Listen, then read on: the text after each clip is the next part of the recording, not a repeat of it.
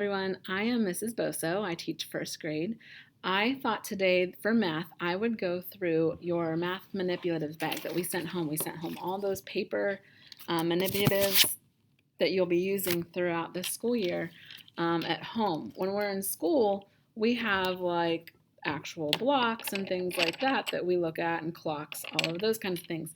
So we wanted you to have some at home that you could use to help you with some math that we do. So today I'm going to start by talking about the clock that we sent home and also the tangrams that we sent home.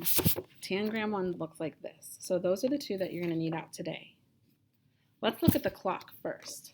On our clock, we have a blank analog clock and a blank digital clock.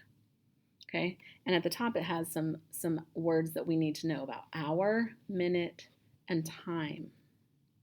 What I like to do with these clocks, and what you could do, is put it in a little sleeve protector, and then that makes it dry erase. So what we can do when we're writing is, if we write down a time, I can show it like 7 o'clock. I can show it a digital time. I can also show it on an analog clock. And in first grade, we learn a lot about how the little hand is the hour hand, and the big hand is the minute hand. So that would show 7 o'clock on an analog clock and a digital clock. We can also fill in the words up here. The hour hand is on the 7, the minute hand is on the 12. So that makes 7 o'clock. We do a lot of things with these throughout the year. We tell time in first grade to the hour and also to the half hour, which we'll learn a little bit later.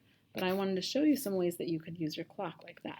If you don't have a sleeve protector, then you could just talk about where would it go, and you could either write it with a pencil and erase it, or just point to it and show us.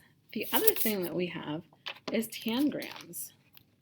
Tangrams show us some two-dimensional shapes that are flat.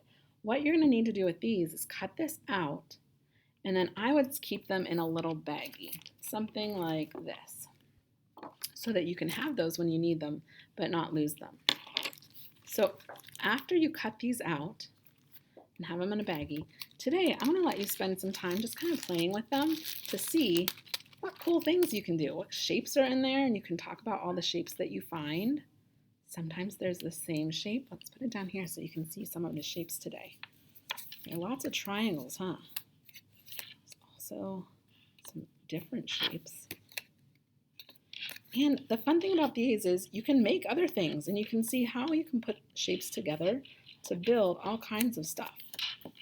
So today, spend some time seeing what you can build by moving shapes around, putting them in different places. Can you build a house? What else could you build? Maybe a boat with a sail on it. All kinds of things. So take a look at those shapes. You can count the sides on them and the corners on them. Okay, those are going to help you. Even on today's simple solution, we have some 2D shapes on this one. And some of those are the same shapes as your tangrams. Also, we have a clock one telling the time to the hour with o'clock. You could practice telling time on your clock today.